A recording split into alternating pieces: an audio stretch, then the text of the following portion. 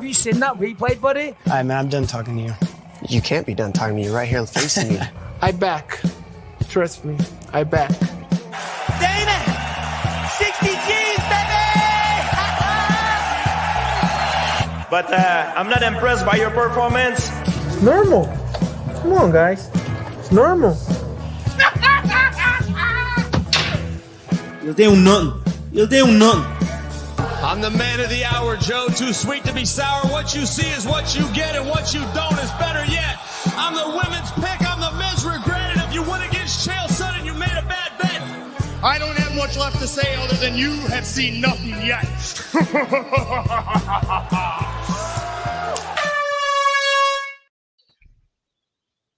What's happening, people? What's happening, people? What's happening, Fight Week Show fans, Fight Week Show people? Then we're back with another episode of Dust Up Shakedown. And helping us do that this week is our boy, McDane. He is the leader of the pack right now. He's leading the scorecard. I have to give it to him. He whooped my ass over the weekend. I'm here to take medicine, but helping me do that this week is my boy, McDane. We got Jax in the house. We got Miss Lala Jax, the farmer, in the house, and we got MMA fresh off a Jonanic interview. Big up yourself, and last but not the least, the brother himself from SA, South Africa. Yow, how is everybody doing? Let's start with you, McDane. I'm good, bro. I'm good. It's been a long ass day, but I'm happy to be sitting down chopping it up with you guys. And finally, wow, R2. You know what I mean? Yeah, man, for real. Jax? Man, I'm good, bro. I'm good. We just ate some food. We got some she got some tacos. I got a burrito, so I'm straight. How about you, Lala? Yeah, I'm full right now, but happy to be here. What Jax didn't say is that burrito was the size of a newborn. So it was huge, dude. Huge. Yeah, man. Thank you for joining us, making your debut on the show. We appreciate having you on the show, man. God bless that toilet later. What about you, Keith? Kick him in the head. Fantastic. Kick him in the head. It's in the middle of a fight week, and fight weeks are my favorite, so I'm having a great time tonight. Yeah, man. And last but not the least, the boy himself, Sterling. How are you doing? Fresh of the week from your birthday and all of that. Getting your birthday gift as well. What you asked for literally dropped on your lap, brother. Brother, can't ask for a better day. It's like I always say, it's good to be here with the boys. And then the shout out to the debut of Lala over here to the right of me. I got that way worse when we started. But a little zooted. I'm not going to lie to y'all. We're a little faded over here. We're coming down off a high celebration from the John Anik interview this morning. But shout out to all 5 of you right up here in all different ways, because if it wasn't for y'all, I don't get it. So shout out for y'all, and shout out for the clip McDane made. It's going to be a great episode today. Yeah, man. Yeah, man. Big up, big up, big up. Look, we're coming fresh off the 307 card. Crazy card. I mean, for me, just sat there watching that card with Jax, watching it with McDane. I was suffering. All my peaks was going up in smoke. It was dread. Man said, "What's wrong with me?" I said, "Boy, my peak going up in smoke is what's wrong with me. My dog of the week going up in smoke is what's wrong with me." You know what I mean? It was bad. But I see McDane enjoying himself. You guys were having a great time at my expense. But you know, McDane, what fight really got you? Like when you saw it, it's like, yeah, you know, this is a whole run, man. I can just sit back and watch this Coleman and main losers lose the fight here. Talk to me. Was it the Jose Aldo one? The Jose Aldo one, even though I picked Jose Aldo, was the cherry on the cake for me, if I'm honest. You're with you. a devil, you know that. You're a devil, bro. And anybody that thinks Jose Aldo won that fight is just straight up wrong. Like, you need to go back and watch that. Mario Batista dominated that, man. Don't lie, bro. Then why are you lying to the people, man? You just hurt my feelings right now. He done what he needed to do, and people are mad. Cope harder. But the best fight of the night was just the best fight for me was watching you just see your picks fall out of your own ass, like fighting with reality, fighting with the concept of being 7 points behind the king, and fighting for a seat at the table now that George's only 3 points behind you too. So, yeah, man. The comeback's always greater than the fallback, bro. You'll be good. Yeah, man, it was sad, dog. Who said that was I your felt comeback? I might have a comeback. sad. He could, man. I feel bad for you, dog. I could see it. I could see it in your eyes. Every loss and every win from McDane, another tear. Just a thug tear fell from your eye, and I was like, man. I was like, I can't believe this is happening to you. Dude, it was, bro. And you know how McDane is. He's the king of trash talk now. So he was letting you have it. If y'all haven't watched a stream of us, you know, on these fights, like, it's hilarious. Y'all should definitely do that. You know, I had a drink, so I was ready to go. So, dude, yeah, man, I had a good time. Yeah, man. I mean, bro, I was this close to calling 911, even though there's no 911 in UK. I was so close to calling them. It was bad.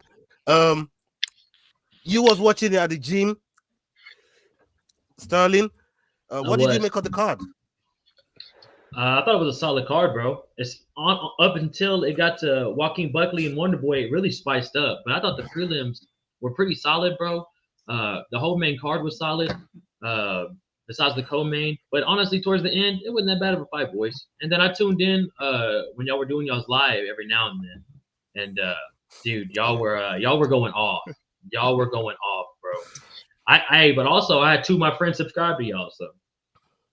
Yeah, for real. And yeah, and big up to those guys as well, man. Salute to them. Lala, you joined us for the live stream in the end after a little bit of arm twisting from McDane and myself. We got you on the stream. What did you make of the co-main, especially the women's fight? Did you think Pena won that fight? I didn't want her to win. I was saying to yo, like, bro, I do not want Pena to win. We're going to suffer if Pena wins, and she does. I told you guys she was going to get it. I don't think she got it. That was it went the way it went, but I mean, I think it's a good thing. I would prefer Pena to fight, Kayla Harrison, and I do think that Kayla would be the one to bring Nunes out of her cave. So it was okay. And I came on, some arm twisting. I did have a gummy, so I was a bit nervous to come on. I was like, let me come down first. I'll meet you guys. You're braver than me. I wouldn't have hopped on. We heard all about the gummies, man. You guys handled it well. I didn't even know. I was telling McDane and Jackson in the chat about how one of my pals had one and he was wigging the hell out live on stream. We had about 3,000 people watching at the time, and he was passing the hell out. He was passing. I gotta catch that stream. I need to go back and watch it. I want to see it now. I know, bro. He was. I mean, Sterling, you've met Lee Gunner. You know what he's like. That bro was off his rockers. Salute to him. In the end, he just gave up on the stream and left me and my other boy from Georgia, the other brother from Georgia. You saw him on the fight. So we ended up finishing the stream for him. You know what I mean? It's crazy, but you guys handled it well. I gotta give you that. The last time I tried edibles, I face planted, I busted my tooth. My lip was all the way out here. Is that what happened that time, Ola? You didn't tell us. That's when he got I don't know if that was edibles, bro. That was something else. That was old age, son. That was just old age. It went old age. I mean, you were sat there high on edibles, like just feeling yourself with all the wings that was coming in. I have to give you flowers, man. Then I didn't even know you was dealing with it like that, bro. You know what I mean? And fighting for his life. Oh, gee, I was fighting for my life. When that main turned up, I was like, God damn, I'm gonna fall asleep.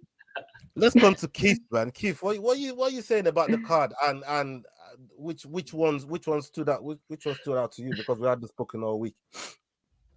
Yeah, look, I love the card. For once, I managed to actually get through an entire main card from having woken up at 4 a.m. So I was very happy about that. If I look at the overall card, it was a great fight night. I think I specifically want to talk about the co-main, which sort of segues into what we're talking about here tonight. But if I look at how Kayla Harrison won, it wasn't. Sorry, that's not the co-main. Sorry, the Kayla Harrison fight. It wasn't what we expected from someone who's essentially the number one contender for the bantamweight title. The question is, could she beat Pena? I don't know. Probably. Pena's got that wild dog style. You know, she comes out almost like Drickus. She's practically the female Drickus. You know, she's got that thing going, the Blitz. So for me, it was very exciting that they're managing to build anticipation around the female division, around the bantamweight division, because we talked about that earlier this year, where we said, listen, they need to do something to spice it up, because if we're not really watching and no one really cares, then what? But now, especially with Amanda being called out by everyone, she's practically Conor McGregor at this point. I think for me, that really sort of just added to the whole fight night, and obviously what Poatan did. I mean, insane. I was very, very happy with this card. It was a great fight night. Yeah, man. Big up everybody locked in right now. We've got over 40 of you locked in right now. If you're watching on X, please jump over to YouTube. Come follow these guys over here, Making the Walk. We got SDAWGSMMA here. We got Head Kick Podcast, The Rambling Dad, and The Fight Week Show. Make sure you jump in on YouTube, and that's where you show the real support, helping the channels out so we can get out to more people and we can meet the requirements that YouTube is set up on us. Watch hours ain't easy to get people. Help the people out, my guys. You know what I mean? Come help out the people on the panel. That's one of they give their time up for you guys. Show some love, people. Show some love. Okay, let's get to the first topic that Leroy has put together for us. Salute to Leroy. Leroy always doing a great job in the back. Big up yourself, my bro. We got you guys already touched up on it, but we're going to talk about this right now. Let's play the clip. In a video posted to her Instagram, Nunes led many fans to believe she is planning a return to the UFC. In the video, Nunes changed the lyrics of a popular song to say, "Call me please," tagging the UFC's Dana White, hinting at her desire for a potential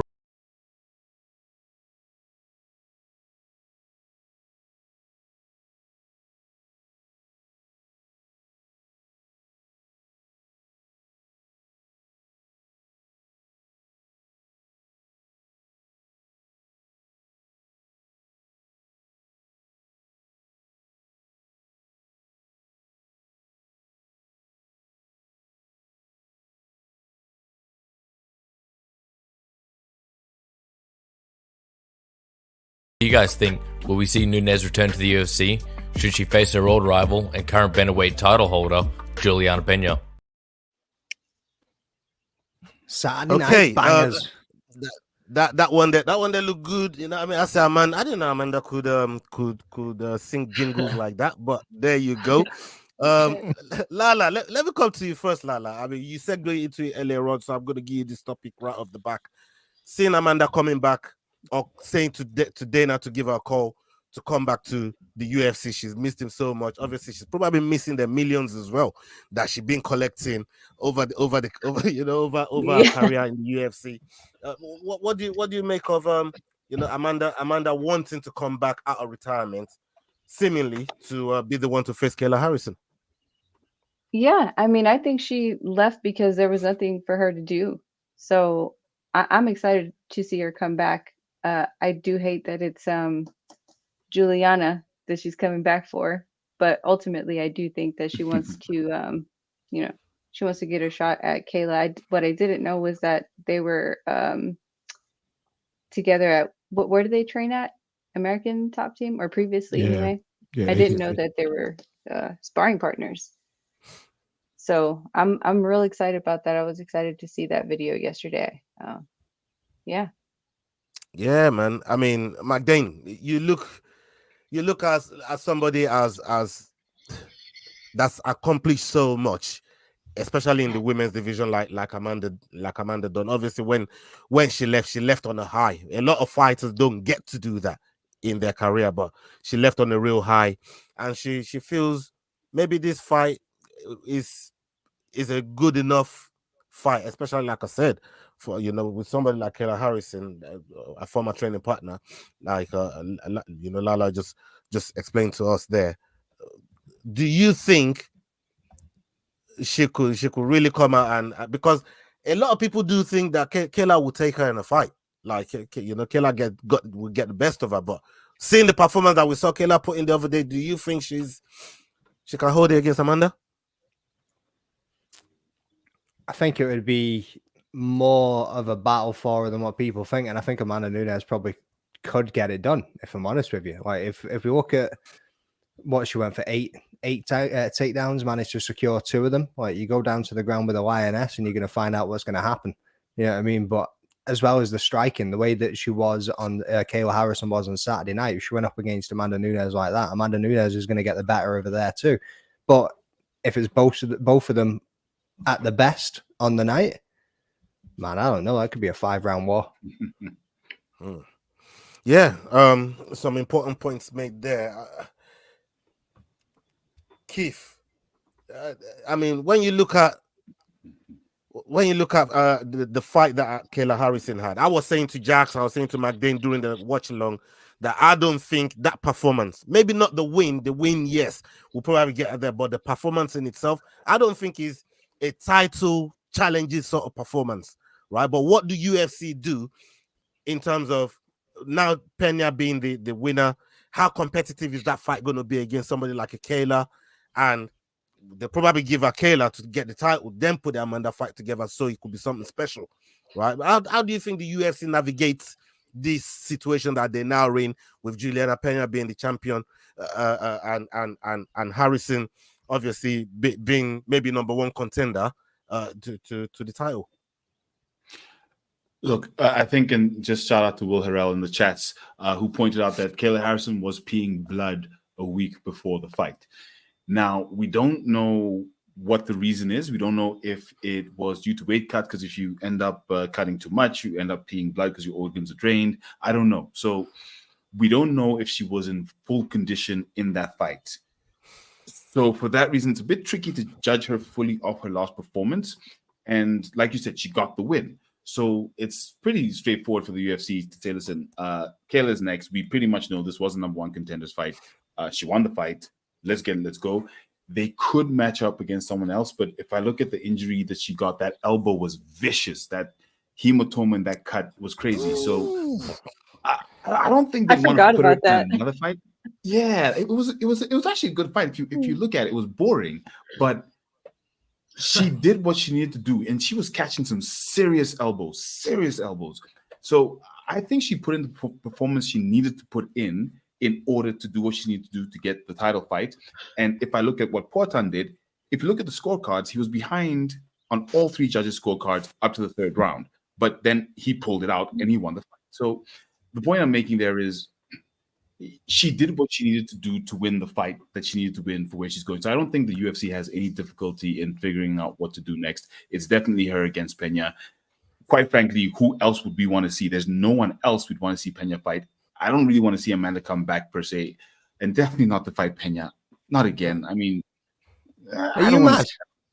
Yes, I do not want to see her fight Pena. Okay, personally, honestly, like Pennington said, Pena is a yapologist, and she's had Amanda's name in her mouth since. And I'm just tired of only hearing her talk about Amanda. It's just kind of annoying for me. So for that reason, I don't really want to see that fight, because it's just Pena getting what she wants by yapping, and fighting the GOAT. So for me, that's why I don't really want to see that fight. But yes, Kayla Harrison, Juliana Pena, let's go. I mean, strong opinions, bro. Say it like you mean it. Sterling, does Pena, do you give Pena any chance against Kayla Harrison? I mean, I certainly didn't give her any chance against Raquel Pennington, and I'm pretty high on Coach J-Hop and what the work they're doing over there in Denver. And when you look at their gym, they got some pretty solid fighters up in there. Do you think Pena gets it against Kayla Harrison? I don't know why a lot of people hate on Pena. I get she talks a lot, bro, but Pena always puts on a good fight. There's only like 3 women in 135 I want to see fight, and she's one of them. So honestly, I don't see her winning, but I see it being a pretty good fight. But it's probably gonna be boring. And you say it's probably going to be boring. Then you say you don't see why everybody's hating on Pena. I mean, you answered your own question there, brother. Oh, because of my bad. Yeah, you're right. No, you're right. You're right. I am honestly. You want me to? I'll break the fucking wall. I got a little too high watching y'all. Just trying to listen. Do you realize you weren't wearing sunglasses? They were normal glasses, bro. We could still see your eyes. Bro. You can't see me. No, I put the... He's like, hang on. If I put glasses on, they won't know I'm high. Hang on. Hang on. Now I don't know what to do with my Because he also didn't say it's going to be a good Look, fight, look. but it's going to be boring. Look. First of all, I had to put the glasses on because I've had way too much screen time today. All right, your boy's old now. I'm 27. I'm breaking down. So I'm not gonna lie to you. The eyes are getting a little hurt. But honestly, I just been stuck watching y'all. And then when y'all said it was my turn to talk, I was like, oh, so I'll just be real honest there. I'm gonna put the glasses on. But yeah, that's my opinion. I was wondering why you spoke so short. Sterling just made me feel old on purpose, man. You know what I mean? You're doing this stuff on purpose, bro. Like, you're not even the oldest on the panel, son. Nope, you're not. Hey, hold on. Who is? I'm the oldest on the panel. No. Oh, Yeah. hold on, Jax. Yeah. How old is you? I'm 44. This man's ancient, son. Jax is 24 years old. 34. No, I'm 44. You say you're 44? Yeah. Oh, same. Is he 44? Is he 34? I'm only 2 years older than you, but yeah, okay. You look good okay, for so it, you brother, older. you know? Okay, Yeah, cool. bro, I think I'm the fossil around here, man. I've been saying I feel like it every time I get out of bed in the morning, man. It's crazy. We had to dig this brother up to get him on the show. You know what I mean? They got that antique brush. You know what I mean? Trying to fucking I had to dust him off after 307. Yeah, man, you know, I'm still pretty dusted right now, man. It's crazy. It's crazy. Man. Yeah, but big up everybody in the house right now. The numbers are going up. We're going up to 70 of you watching us live right now. Big up to every single one of you. Make sure you jump in over to YouTube to help the channels of the people on the platform out. Okay, let's get on to this next story here. This one here is more close to my heart. You know what I mean? I like this one here. Let's see what Leroy has put together for us here, people. Dustin Poirier proposed a 4-man tournament for the BMF title. Him, K.E.I.T.H, Max, and Dan Hooker. Is that something you'd ever consider? I mean, it's BMF, so you can make up your own rules. Sounds fun. Never thought about it, but yeah, I love it. Speaking on MMA Today, Poirier suggested a one-night 4-man tournament for the symbolic UFC BMF Championship. Now that excites me, Poirier said, because that's the kind of stuff that's for the dogs. Like that's old school Pride Days or Grand Prix as a real BMF. If you can fight a tournament in one night, multiple opponents, that's the definition of a BMF. Dan Hooker seems to be open to the idea with the post on X, "Don't threaten me with a good time." The UFC has not held a one-night tournament since UFC 23 in 1999. What do you guys think of the concept? Is this a possibility? Right off the back, I am loving the concept. I'm loving all those guys over there that we've seen their career. We know what these guys are capable of on a great night. But I'm going to turn it over to you guys. I'm going to come to you first, Jack. Just a quick one. Shout out to Leroy for these videos. For some reason, his voice is very endearing and captivating in those clips. So shout out. I really like him. Bro, that man's head's big enough. I don't know what you're talking about. His voice being endearing. You know what I mean? His voice makes me want to run a mile, man. You know what I mean? Protect me in the chats, bro. Protect me in the chats. Here's a bleeding listening to that, man. Yeah, I mean, Leroy I mute it. I mute it when we do that. When we go to those videos, I turn my volume all the way off. Yeah, like, damn. you just start getting visions of these twin peaks coming up, and I'm like, damn, bro. And I just know here it comes. No. Big up Leroy, man. He does a fantastic job with all our videos and stuff. So big up Leroy on that one. Jax, let me come to you. I mean, the concept of this 4-man tournament It could even be more than that, depending on how many people start getting interested in this thing. But like Dan Hooker said, don't threaten me with a good time, and that's how I feel. Don't threaten me with a good time when you're talking about a 4-man BMF tournament, bro. Talk to me, Jackson. Man, I love the concept when it comes to doing that on a video game. But in real life, I just don't see how the second fight lives up to what the first round would be. Like, I feel like the next round, let's say, is Justin Gaethje against Dan Hooker, and they go all 5 rounds. What are they going to look like in the next fight? Let's say it's 3 rounds. What are they going to look like in the next fight? Like, it's going to be awful. Yes, it'll be Khalil Roundtree at the end of the fight, but now it's the beginning of the fight, dude. No. And who's going to sanction that's the real BMF though, bro. I'll sanction it. I've got a big enough back garden. Yeah. I mean, look, I'm all for it, but only if they change the format. So rather make it like not 5 rounds or 3 rounds, make it 2 rounds, and then some sort of point system, but a way to work it out so that it makes sense and the fighters are still durable enough for the next fight. Because I think it's possible, and just in terms of formatting, I think it could work and would be interesting, and they could make it exciting. But not 3 rounds, not 5 rounds, but you're still the BMF. You've gone through 3 rounds, different fighters. So they all fight each other same night, something like that. Sterling, you got something? McDane.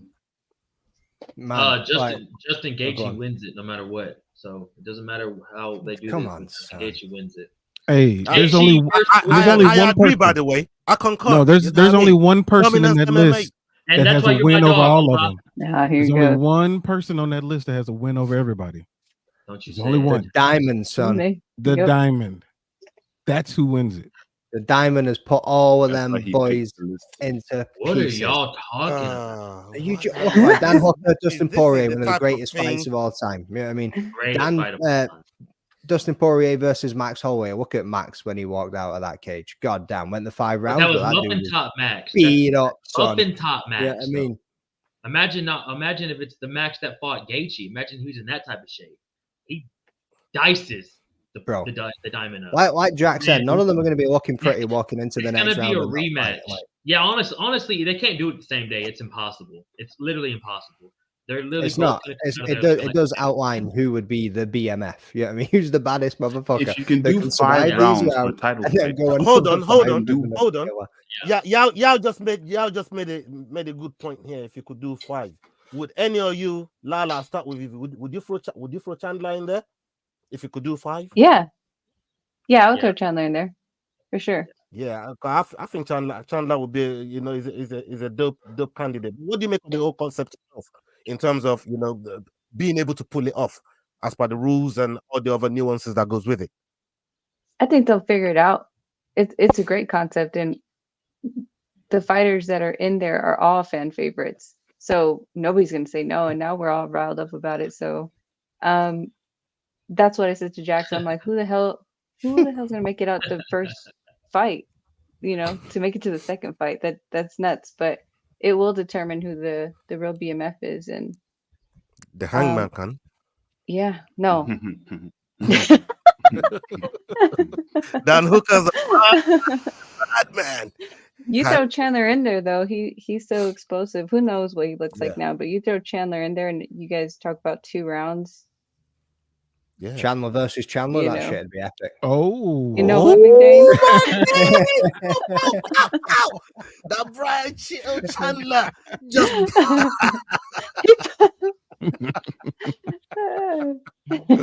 No.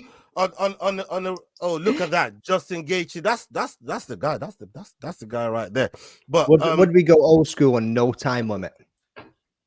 We'd be here all day. Oh, I don't know about all day, son. I like it, but how are they going to make it to the next fight? I mean, they'll be. All I know is by the time that whole thing is done, there's gonna be medical suspensions galore, bro. You know what I mean? The top of the lightweight division just got put on hold for the next fucking 9 to 12 months. Ain't nobody doing nothing. No, it's crazy. Look, I think it's a good concept, and it's one that I would like to see Dana Dana pull off? Whether they get to do it or not, only time will tell. But Dana seems to like it, and when they like something like that, especially from one of the OGs, one of the top fighters that that's giving UFC such a long career, Dana will probably take it on and try and figure out a way to get it done. So it's one that I'm looking forward to. I hope it comes to pass. We've seen what Alex Pereira did to Khalil Roundtree. Khalil Roundtree, a fighter that that I fuck with his brother, man. I mean, I was so disappointed with his loss, but I get it, right? But I wanted to get your guys' take on it because I seen your preview, Jax and Lala. I saw your preview on the actual bout itself with Pereira and Khalil. What did you think went wrong in that fight for Khalil, Jax? When you're looking at it after the dust is settled, we've seen him go through the surgery that painful surgery. They said it's going to take him a while to come back. But what did you think went wrong for him in that situation there, Jax? Cardio experience, and Alex is just that good.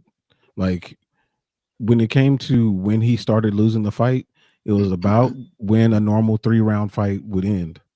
So, and the way that he was entering the pocket was kind of a speed blitz. So he stayed on the outside where a taller person would normally be, and he blitzed in and blitzed out, and he just ran out of gas to keep doing that. He couldn't keep it up, and by the time he got there, Alex, I mean, that's that octagon fight IQ that he has. He just waited, and he was like, okay, now he's tired, and then he put it on him, and it really only took one round for Alex to say, look, I'm done with this fight. I got other things to do. And it was over. I mean, yes, please continue, Lala. I was gonna ask, so you're saying Pereira took the Homer Simpson route and just got beat up for a second. Okay. Okay. Yeah, he was like, I'm gonna tire you out by allowing you to punch me. And then when you're tired, then I'm gonna take you out. And that's what happened. Yeah. That's exactly what happened. Izzy, when he was watching the fight, he was like, oh, it's Shama time. And if anybody knows when Shama time is, Izzy knows. Uh-huh. Yeah, I mean, Lala, when you look at that fight there, and let's talk about the good things that Khalil did do in that fight, because it's not calling out Jamal Hill. It's probably going to be a 3-round fight, or if they make him headline a fight night, it could be another 5 rounds. In terms of him holding up his cardio but the excellent work that he did. What did he take of it? He dropped Alex at one point. I thought he was going to get him out of there. What was he thinking? The good thing that he did was try his damnness. He tried really hard. Despite I think the biggest issue he had was besides everything Jax just said was his reach. He was not long enough, to be honest. And cardio, I think, was his biggest thing. Yeah, I mean, yeah, good. Cardio definitely let him down. McDane, yeah. You're looking at Pereira, and you're thinking to yourself, I mean, for me, Khalil looks stronger than him. He looked fast to the mark, coming from the outside, like Jack just said. But getting those shots in to really affect Pereira, it almost looked like Pereira he wasn't even getting phased in the fight no more. Like you said, just waiting for the right time and just unloaded on him. What's your question? I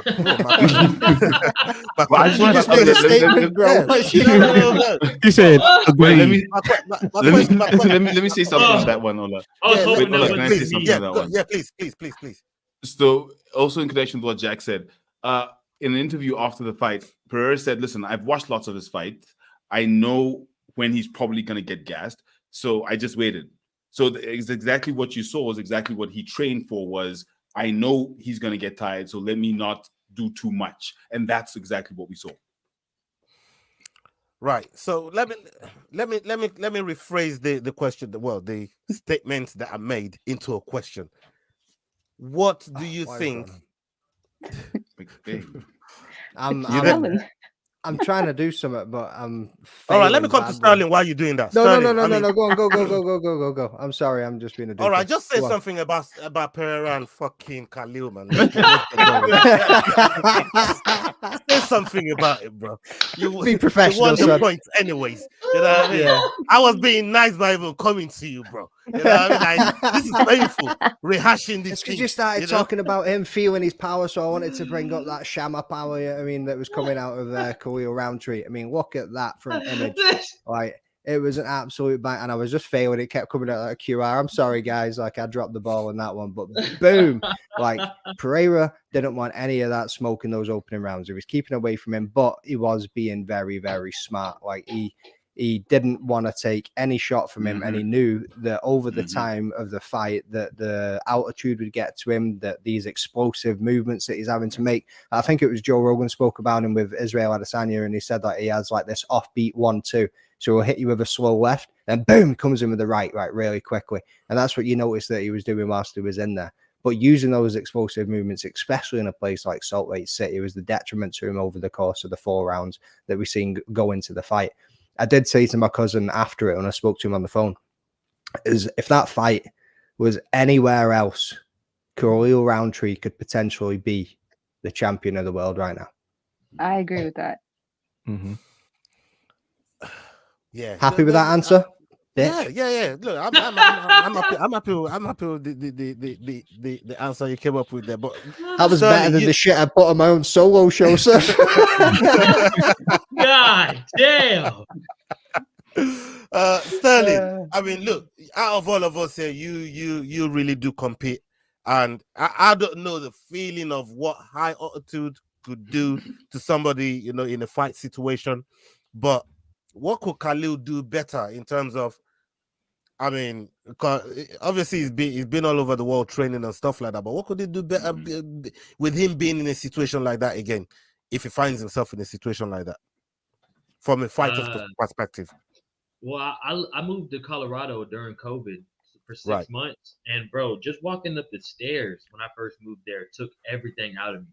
And then I remember the first time I went for a run, just not even getting half a mile in and thinking I'm gonna pass out. Like literal, like can't breathe no more.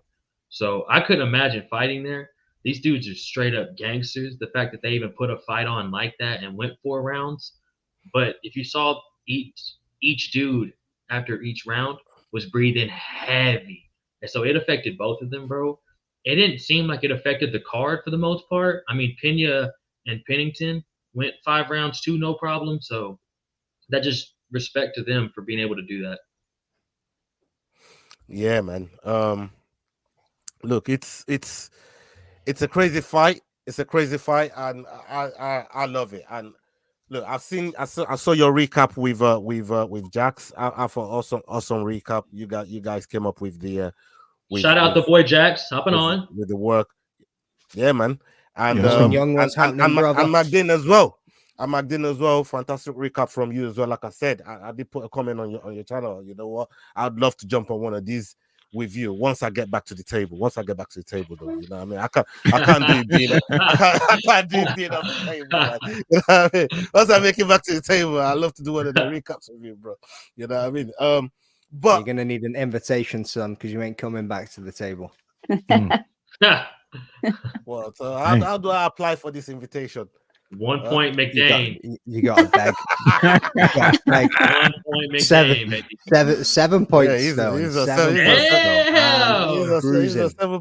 7 point now, man. He's on cruise control. I go. Shout out Mike Vick. I gotta do a lot of work. No, I ain't dropping into cruise control again, son. I done that once and slipped 10 points. I ain't slipping these 7, like. Yeah, but that well. The other question I wanted to ask you guys, and I'm gonna turn it to Keith on here, kick him in the head. Dricus and Sean Strickland is just been made official, bro. How's South Africa feeling about this? What's the mood? How's everybody? People looking forward to this fight. Do they want to? Would you guys rather see Dricus fight somebody else? What's everybody making of the news? Is there a buzz about this fight over there in South Africa, especially with the C.I.T. guys as well, which you're very, very well acquainted with? I think at this point, for once, we're all praying for corruption. so that they can build that roof over that stadium and the UFC can come as quickly as possible. Because what's stopping the UFC from coming to Africa is that they can't find the right arena. Now, what does that mean? They need a large arena that has a covered roof. Now, that is covered. Now, we don't have a large arena that is covered. So City of Cape Town has offered to put a temporary roof on their stadium, which would be able to make it happen. But with our procurement processes here, it's not likely to happen anytime soon. So Drickus has to fight. So personally, I understand that it's not going to happen now. I'm sure he's going to beat Strickland, and hopefully by then we would have been able to get through the bureaucracy and get something together in terms of getting an arena that they can actually host in. But that's really what's stopping it from happening in South Africa. We're all really upset, really cut up, but personally, it makes sense. We just need to get our act together and get it done. I mean, Sterling, I want to say, let me frame it like this. What do you think of Sean Strickland's work, right? As a fighter, former champion, and do you like this matchup, this rematch? Because we've been saying for quite some time, I don't think Sean Strickland should fight anybody else. He should just sit out and wait for Strickland. He's done so. He's gotten the title shot. It's been made official. But what are you making of it? And do you see Strickland pulling it off? Strickland deserved the fucking rematch anyways, bro. So Strickland won the first fight. Won the first fight? So, yeah, Strickland won the first fight. So this is really Strickland giving Drickus the rematch. So let's get that right. And the reason we're going to South Africa is because we did it in Canada, and Drickus probably couldn't handle it in America. So we'll go to South Africa, and we'll run that shit over there, baby. But anyways, to wrap all that up, like fighting talk to me. USA in this hoe. I mean, I'm not being funny, right? But if the UFC managed to pull off event after event every weekend during COVID, you telling me that they can't put a canopy over a stadium? But Dana doesn't like it because of the wind Octagon, and the humidity and all your that. wind, son. Octagon put on an event in Germany in a stadium, 68,000 fans. Something like that. Insane. Yeah. And you're telling me like there's more chance of rain in South Africa than there is in Germany? Dude, just set it up for a stadium, for God's sake. Like, why does he hate a stadium so much? Like, I get arenas, it's maybe inside, probably feel like, well, I'm going to say 20,000 people. It ain't that fucking intimate unless you sit in front row. You know what I mean? Like, goddamn, just stick in a stadium, bro. 60,000 people would be insane. Like, imagine it. Why does he not want to? It baffles me why he wouldn't want to do that. Biggest gate in arena history, biggest gate in stadium history. Like, think about the press conference, Dana. Like, I still think he dropped the ball on Wembley, man. He dropped the ball massively on Wembley, bro. Like Wembley, he would clean house. I've said it before, bro. But British weather is just not acceptable. Like, build a roof, like we've been saying. Like, He's not gonna do it, man. He's not gonna do it, bro. I mean, look what they done with this fair. Well, you telling me they can't get engineers to exactly? How much? Oh, they can. They can. It's not a can or can't. It's will or won't, and he won't. Yeah, he's just not gonna do it. That's what it come down to. But I do want to say something to Sterling's point about Sean Strickland and Drickus. I thought you were going to say America up there. So now, of course, I did too. If he'd have been. But Drickus Duplessis won that fight. He did. Fuck Jax. He won it. What the fuck? To capitalize off Sterling's point, Drickus won that hoe. Like, what? I didn't say that at all, Jax. No. Are you American right now? Show me your passport. I said to piggyback. The fuck? I said piggyback, not capitalize. So like me and Lala, we went back and looked at it. Both of us thought that that Sean won the fight. An edible? No. I'm sorry, Jax. I'm pretty zooted still, and you really caught me off guard. I thought you were about to rock the team USA. No, you good. And you just threw me off with that. He had two drinks, so that was him. He was watching it off the screen. That's what happened. I didn't. No, we did a whole video on it.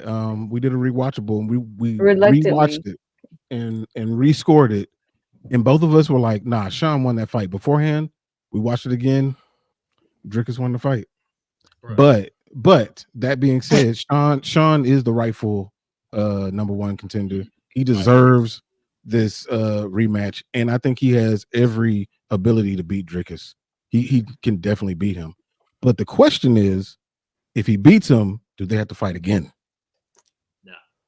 That's too low. Lala, do you have a question? Do you have an answer for that question that Jackson just posed to us? You know, do they go for a trilogy if he beats Rickos? Do you even think he beats Rickos again? Or do you think he won the? Do you think he won the first fight in the first place? No, I think I initially when I watched it, I thought Sean won, but after we rewatched it, there's too many. I'm getting stuck there. After we rewatched it, I thought Dricus won, but no, I don't think he wins again. He's got nothing else in his bag but that jab. So no. What is happening? I'm sorry, dude. What is happening? McDane, are you rocking with Dricus too? I'm not interested in Sean anymore. Yeah. No. Yeah, show me your cup, brother. Show me your cup. At this point, this is exactly how the rounds are going to go when Dricus fights Strickland. Undefeated, Strickland's taking undisputed, middleweight champion. To be fair, man, I want Sean to win, though. I do want him to win. I want him to. I'll take that. I'll take that. You heard that? Jack said Sean won. Do you think? Do you think? I don't. You see, I don't know if the UFC wants Sean to win. I don't. They don't. They don't. I don't think there was like him. Like obviously, Pereira's like the man of the hour right now. Like he is the face of the UFC, and him and Sean training together. Like the content they could make if they were two champions rocking about. Yeah, I mean, god damn. Yeah, that'll be crazy. That'll be crazy. But you know, talking about Pereira there, he sends a strong message to your guy, Tom Aspinall, and says, "Boy, you know, these big, strong guys, they keep putting them in front of me. I'm looking to come over to heavyweight and test your resolve." What do you think? What are you thinking to that? Do you think? Tom Aspinall's already said within the first 10 seconds, I'm just going to run and rugby tackle that motherfucker.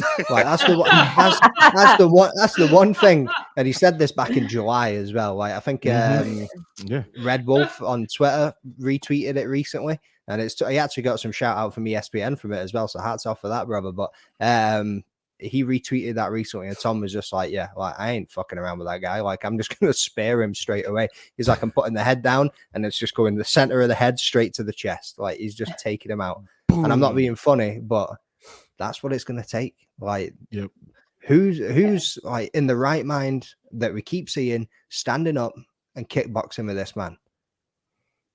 What? Like, is this MMA or is this kickboxing? Like, let me see some dude take him down. Let me see somebody take him into deep waters, and let's see what happens to Alex Pereira, because he's going to fall out of his ass when he gets taken to the ground. Yeah, we did see that though, and he lost. That's fair. Wait, that's fair. That's fair. Who talking about? You got to go back and watch that Jan Blachowicz fight. Yeah, another one. Shout out Jan. Shout out Jan. Yeah. Imagine that happens again. Imagine that happens again. Jan's been out for a while. 2 more rounds. It's only 3-round fight.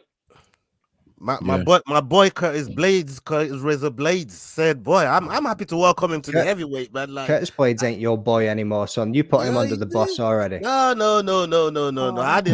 never put that boy under the. That's one brother I ain't never putting under the bus. But I just apologize. Don't make me pull receipts. I ain't. No, I just apologize. Yeah, you can put your receipts, man. You know what I mean? Curtis Blades never went under the bus. It's not under the bus, but he's the passenger. I'm sorry, Mr. Tom Aspinall. You were the undisputed, real heavyweight champion of the world. That don't mean Blades is under the bus. You know what I mean? Blades just lost that night to a better fighter. You know what I'm trying to say? But I did pick him to win, which means he wasn't under the bus. So shut your mouth. Right. How's that pocket 50-pound lighter after that fight? Oh, yeah. Still sore.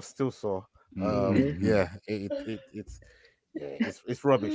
I hit him with the old FIFA 5-0 trick. Like, if I beat you 5-0, you've got to write me a written apology. And I was like, 50 quid and an apology. He got me hook, line, and sinker. He did. You know what I mean? Look, I want to talk about this last topic here before we get out of here. Shout out to everybody that stayed with us. Big up to every single one of you.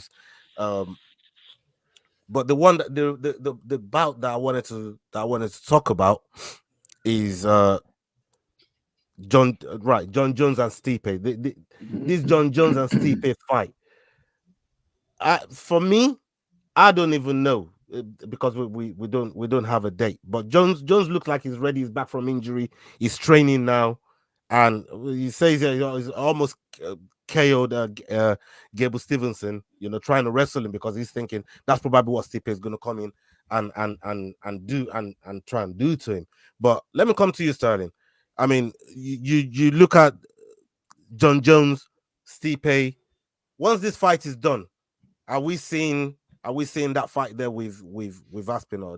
That's it with Jones now. He's done, finished. Halas. That's for you, Sterling. Yeah, that man's high as shit. Yeah. I think that's the. You're asking that? Is that the last time we see John Jones? Yeah. Yeah, I think so, bro. I don't think we're gonna get the Tommy Aspinall fight. I think Tommy's gonna have to fight somebody else for the title shot. Maybe they're gonna make another interim, and who knows? The heavyweight division's a mess. But I think that's it for John Jones. Yeah, man. I don't know, man. And the other thing as well, does John Jones, in your opinion, Yao, if that's his last fight for the UFC, do you think he steps outside the UFC and still look for a fight with Francis Ngannou, maybe under the Riyadh night as a free agent? Do you think that fight comes because them Saudi man? Them man, they will pay for it. McDane, you can chime in on this as well. Those guys will pay for that fight with John Jones being away from the UFC. Do you guys think maybe that's an idea that's getting put into his head from these Saudi guys, and maybe down the line it could fight somebody like Francis Ngannou? I'm sure everybody would want to see that. I think that works because they're pretty much the same age group. We've always wanted to see the super fight to see who's the baddest man on the planet, and maybe they do it in boxing because.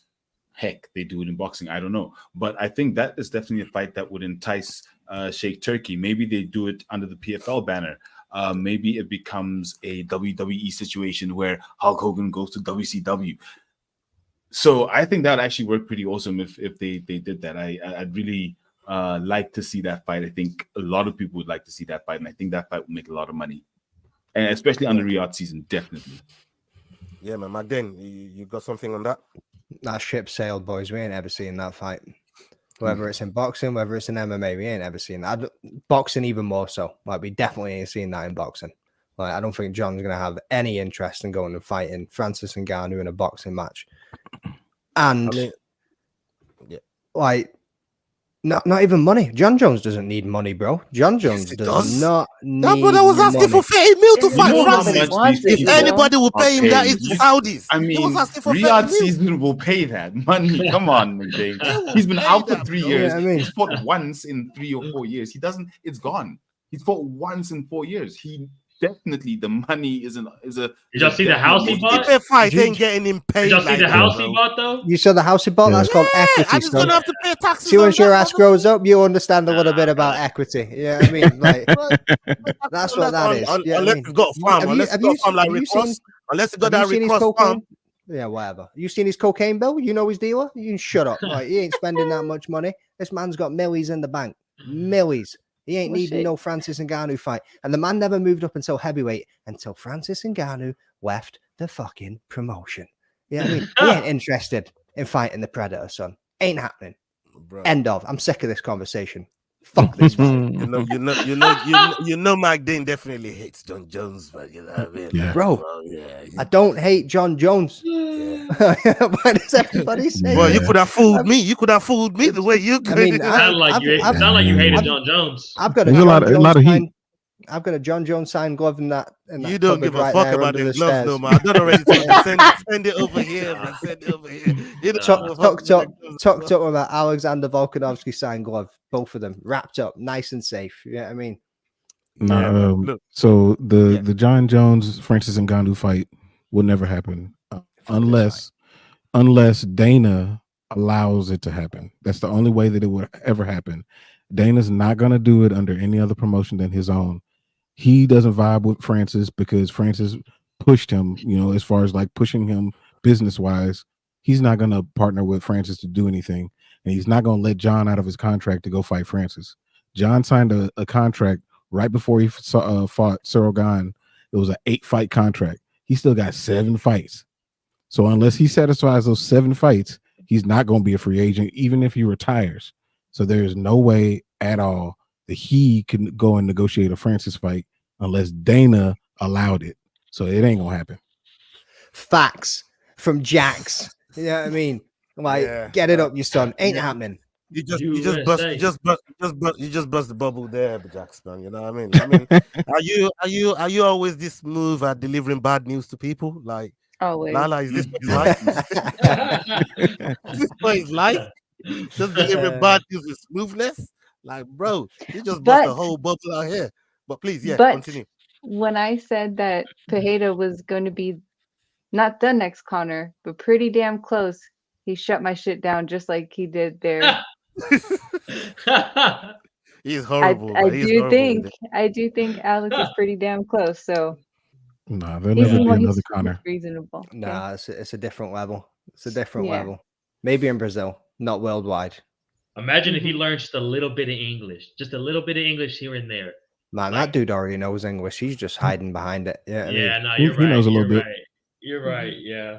Yeah, you definitely know 1 or 2. Before we get out of here, it's fight week in South Africa. EFC is happening tomorrow. We got our brother, friend of the show, Ayanda the Power, is going to be competing for that featherweight title. Please tell us how everything has been going on leading up to this card and the mood of everybody over there. So this week, I always love our fight weeks. Monday's press conference, Wednesday's weigh-in, Thursday's fight night.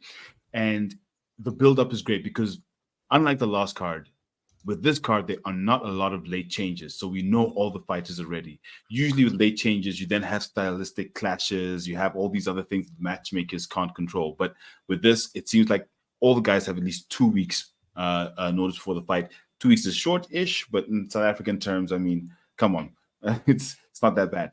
So I'm really looking forward to this fight night, especially the title fight between Ayanda Zwane and Rudy Roots, coming off the Ultimate Fighter, Team Shevchenko, Team Bullet. He's an Olympic, his dad's an Olympic coach, the first guy in 16 years to get an Olympic wrestler to the Olympics from South Africa. He trains with Igor Kabesa, who has some very interesting news. Let's just say, yes, something's brewing. Anyways, but so yeah, it's an absolutely electric fight night. I'm really looking forward to tomorrow. I'm so excited. Yeah, man. And talking about excitement as well, Sterling, your boy Joshua Van is getting back in there with Durden. We just seen that announced. That looks like a banger. And I said, boy, one of these motherfuckers about to taste my tire. Oh my God, I can't wait. I have to pick one of them going under the bus. But how are you feeling about that, Sterling? I mean, Joshua Van's just come out of a really, really good win and going into this fight with Durden as well. Who's coming off a very, very good win? How are you feeling about that fight just off the back of it? I'm a rock with Van, bro. Like I told y'all before, I've trained with my man before. Dude is 5'6", 137 pounds, but cracks like he's 185. So I think Cody's going to be in for a rough fight, and I'm going to go with Van no matter what, bro. Jax, you got bad news for Sterling? No. Yeah, Jax. Nope. Not this time. Oh, USA! Let's go! Definitely going with Joshua Van on that one, man. I hope he makes a run, man, for real. I like his fighting style, the way that he came back in that fight at the Sphere. Like, Joshua Van, he looks like somebody could be really interested in that division. Yeah, man. So on that one, Cody Durden follows us on Twitter, so I'm 100% Team Durden. Okay, I mean, it's crazy what a follow can do these days, man. You know what I mean? You put them blinkers on. You make you put them blinkers on. Oh, shout out to everybody that's been locked in with us. Salute to every single one of you. It's been a crazy show, been a magnificent show. Thank you so much, Lala, for joining us, making your debut with us on Dust Up Shakedown. We appreciate your time. Jax, as always, Sterling, McDane is the man. And Keith, you got a big one coming tomorrow with EFC. We're going to be reaching out to you and seeing what you make of the whole card. And hopefully the boy Ayanda wins. Ayanda the power. Hopefully he wins and we can bring him up on the platform. You guys will be able to reach Ayanda as well. I'm talking Sterling and Jax if you guys want to talk to him. Ayanda is very, you know, he's a down-to-earth brother and he's always available for any of you guys that, you know, that want to talk to him. And so big up to every single one that's been locked in. Salute to all of you. And yeah, up until the next video, prediction show, Friday.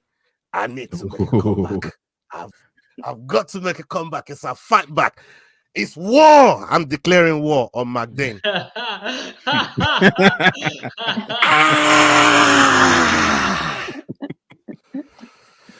We're out. Shama. The Fight Week Show. Hey guys, this is John Anik from the UFC. You're watching the Fight Week Show. Please subscribe, not now, but right now. If you've enjoyed this video, don't forget, we do our Dust Up Shakedown every Wednesday, 9 p.m. UK time. Don't miss it.